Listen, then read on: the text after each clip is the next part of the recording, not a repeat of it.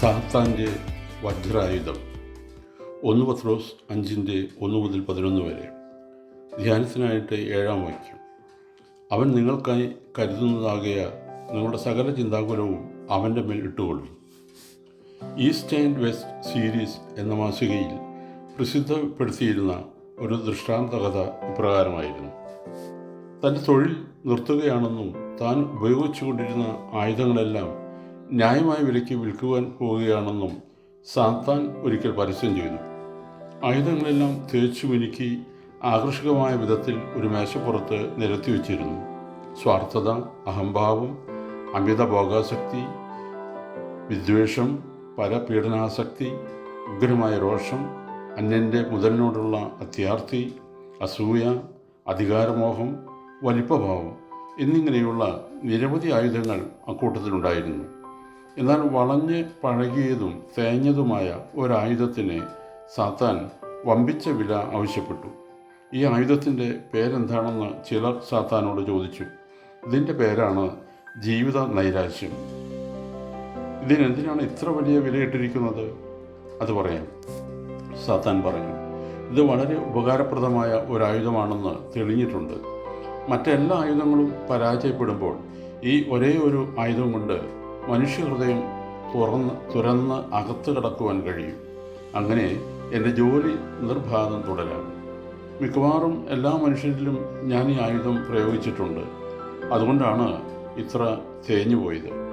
ജീവിത നൈരാശ്യം എന്ന ഈ ആയുധത്തിന് ഇത്ര വലിയ വില സാത്താൻ ആവശ്യപ്പെട്ടത് മറ്റൊന്നുകൊണ്ടുമല്ല. ആർക്കും ഇതുവരെ അത് വാങ്ങാൻ കഴിഞ്ഞിട്ടില്ല. ഇപ്പോഴും അത് സാത്താൻ്റെ കൈവശം തന്നെയാണ് ഇരിക്കുന്നത്. സാത്താന് തൻ്റെ ജോലി തുടരുവാൻ ഈ ആയുധം ധാരാളം മതി. ഒരിക്കലും പിഴയ്ക്കാത്ത 2 കൗശലങ്ങൾ സാത്താനുണ്ടത്രേ. മനുഷ്യനെ നിരാശാബ്ദനാക്കുക എന്നതാണ് ഒന്നാമത്തേത്. മനുഷ്യൻ്റെ ജീവിതം പരാജയത്തിൽ കലാശിക്കുവാൻ ഇതിലുപരി എന്തു വേണം? സംശയം ജനിപ്പിക്കുക എന്നതാണ് മർമ്മപ്രധാനമായ 2ാമത്തെ കൗശലം. സംശയം ഉണ്ടാകുമ്പോൾ മനുഷ്യ ഹൃദയത്തെ ദൈവത്തോട് ബന്ധിപ്പിക്കുന്ന വിശ്വാസമാകുന്ന ചങ്ങലയുടെ കണ്ണി അറ്റുപോകുന്നു. അതോടെ സാത്താൻ വിജയം കൊള്ളുന്നു. സാത്താൻ്റെ ആത്യന്തികമായ ലക്ഷ്യം ദൈവത്തിൽ നിന്ന് മനുഷ്യനെ അകറ്റുക എന്നതാണല്ലോ. അതിന് ഏറ്റവും ഫലപ്രദമായ ആയുധമാണ് നിരാശപ്പെടുത്തൽ. അധൈര്യം സംശയം ജനിപ്പിക്കുന്നു. ഈ പ്രക്രിയ പരസ്പര ബന്ധിതമാണ്. തൻ്റെ ആവനാഴിയിലുള്ള അസ്ത്രങ്ങൾ ഓരോന്നും സാത്താൻ അവസരം നോക്കി പ്രയോഗിക്കുന്നു. ലക്ഷ്യം ഒന്നു മാത്രമേ ഉള്ളൂ: ദൈവത്തിൽ നിന്ന് മനുഷ്യനെ അകറ്റുക. ദൈവത്തിൻ്റെ സ്നേഹത്തെക്കുറിച്ച് സംശയം ജനിപ്പിക്കുന്നത് സാത്താൻ്റെ ജോലിയാണ്. സംശയം അവിശ്വാസത്തിലേക്ക് മനുഷ്യനെ നയിക്കും. ഇനി എന്തിന് ജീവിക്കണം എന്ന ചോദ്യം മനുഷ്യൻ്റെ മുൻപിൽ സാത്താൻ ഉയർത്തും. ഈ ചോദ്യമാണ് ചിലരെ ആത്മഹത്യയിലേക്ക് നയിക്കുന്നത്.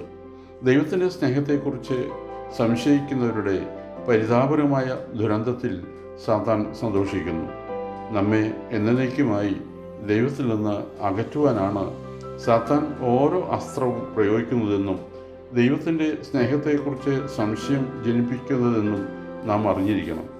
നാം അധൈര്യപ്പെടുകയും സംശയിക്കുകയും ദൈവ സ്നേഹത്തെ അവിശ്വസിക്കുകയും ചെയ്യുമ്പോൾ സാത്താൻ വിജയിക്കുന്നു.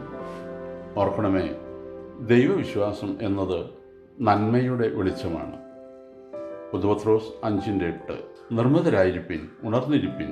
നിങ്ങളുടെ പ്രതിയോഗിയായ പിശാച് അലറുന്ന സിംഹം എന്ന പോലെ ആരെ വിഴുങ്ങേണ്ടു എന്ന് തിരഞ്ഞ് ചുറ്റി നടക്കുന്നു. ദൈവം അനുഗ്രഹിക്കട്ടെ. പ്രാർത്ഥനയോടെ കർത്തൃശുശ്രൂഷയിൽ എളിയ ദാസൻ.